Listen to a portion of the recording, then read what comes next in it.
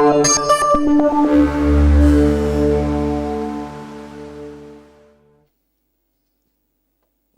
this has been a very intense and long afternoon, and I think we are all pretty tired. You, Simon, must be exhausted. And so we have gone through this very full, very detailed program for the work program for 2 first years of the Horizon 2020.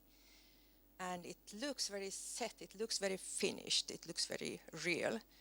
But let me just take you back 4 months in time for a very, very short story about how it was not so set, it was not so finished, it was more open, and about the work done here in Sweden and in all the member states in giving input to this program.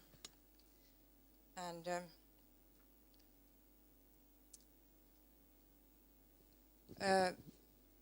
this is a short tableau of the shadow process.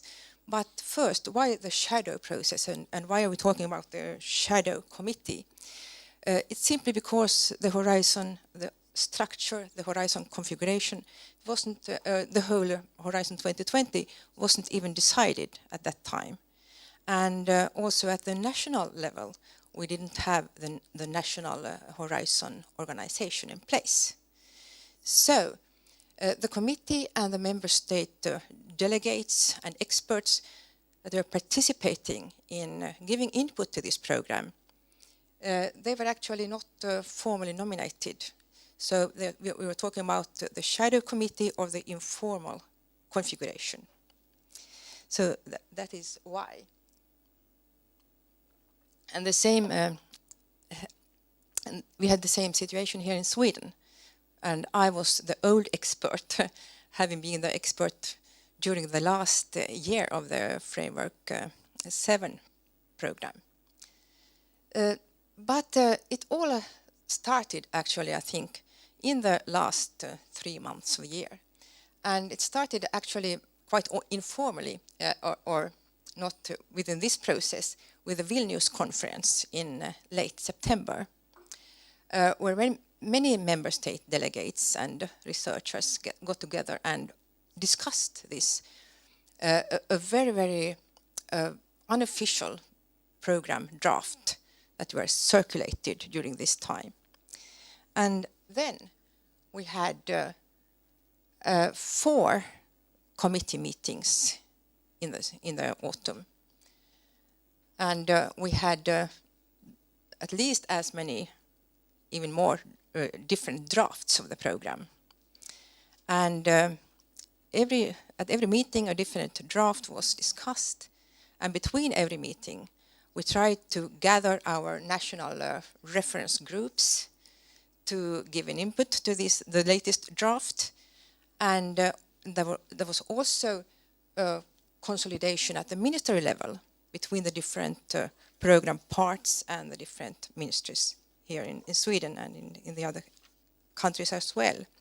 So it was a very, very, very intense period. And often we didn't have more than 1 weekend to look at the new draft, send it out to the reference group, get the input, and give it to our delegate that were participating at these meetings. At some time, there was really a coordinated response by several of the member states. Before the informal configuration meetings, there were some kind of shadow meetings between the member state delegates.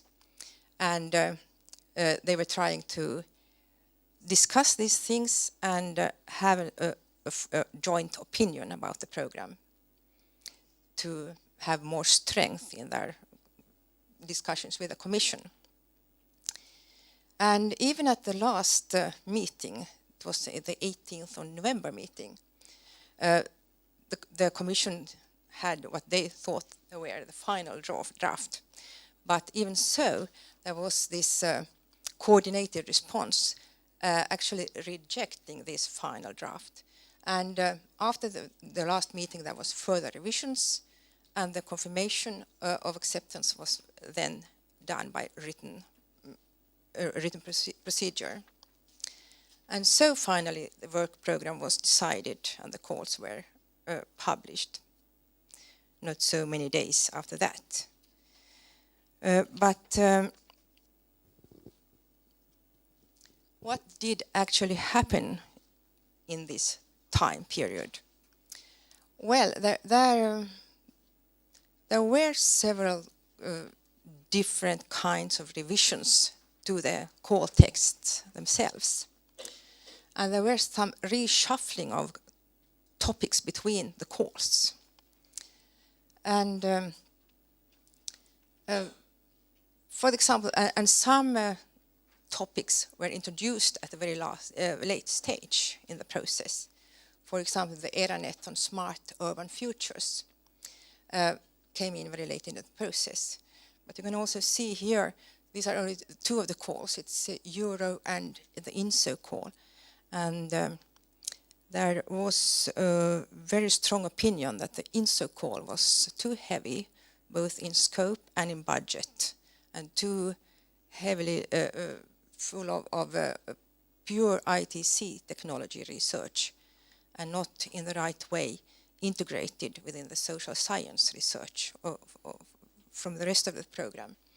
So some topics were actually moved between the calls, which of course also meant that the call text had to be revised quite extensively in some instances. But I would say that the main change was actually in the balance of the budget. And I think many of the member states were not pleased with the balance as it was in the beginning. And I have tried here to show, we have the calls here, we have the budget proposal for 2014 and 2015. And then we have the final budgets for 2014 and 15, and the total budget that it was proposed in the beginning, and the total budget, the final budget. And I don't know if all these numbers are absolutely correct, but it gives the picture of what this actually joint response from the member states could achieve when it came to the reshuffling of the budget numbers. And as you can see, for example, in the first drafts, in the very first draft, there wasn't even a budget at all. But when we got the budget, you can see that, for example, the Euro and the young calls were quite small, and they were concentrated to only 1 year. And this meant that all the topics, or several of the topics in these calls, could only support a maximum of one project. And it was an opinion, I think, of many member states that every topic should be able to support at least more than one proposal. So the result is this, and you can see that all calls are now for 2 years, and the budgets of the Euro and the young call have been substantially increased on the expense, actually, of the INSO call. So I think that is one important result of this whole member state discussion process and the shadow committee process. And I will finish with some important principles that guided these discussions between the member states. And these are also the ones that Sweden was absolutely supporting. I think most member states would have preferred to, with this process in mind, with this very short, very intense and actually informal process in mind, it would have been good to start with a 1-year program and then move over to 2-year work programs. But this isn't the case. So uh, uh, it's good to have to know that the 2015 work program, it's there, but it can be changed with further work. And it was also felt that the strategic program actually should be the basis for the work program. So there should be an absolute balance between the three pillars here, the inclusive, reflective, and innovative societies. But in this first draft that we could see, there was a budget imbalance in favor of the innovative societies and technological research. And then, of course, as I said, all individual topics in the course should be able to fund more than one project each. And that it would be good to have the plan for the whole horizon period, and that the social and science and humanities subjects should be clearly flagged, which they actually are at this point of time. And that's a good thing. So the lesson learned was actually this, formulated by the Irish delegate, who actually was the mastermind behind this joint response.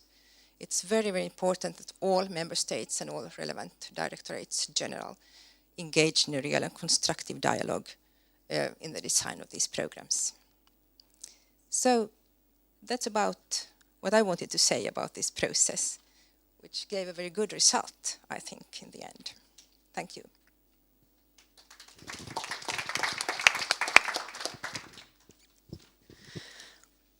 Any questions for Marianne? No questions. Okay, thank you. Thank you for sharing your experience with us all. And with that, I will just finish up. Thank you so much for coming. Thank you also for all the people that watched this meeting on the web. And just a final word on the way is that I hope many of you take the opportunity and participate in this new framework program in Horizon 2020.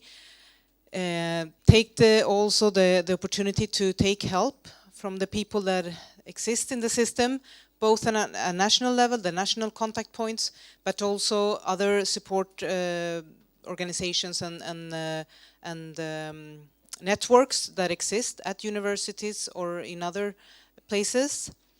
Take help, talk to your friends. Usually when you are creating a consortia, you have many friends already that you can talk to. Maybe they can introduce you to new people also. So look around you, and all the best. Thank you.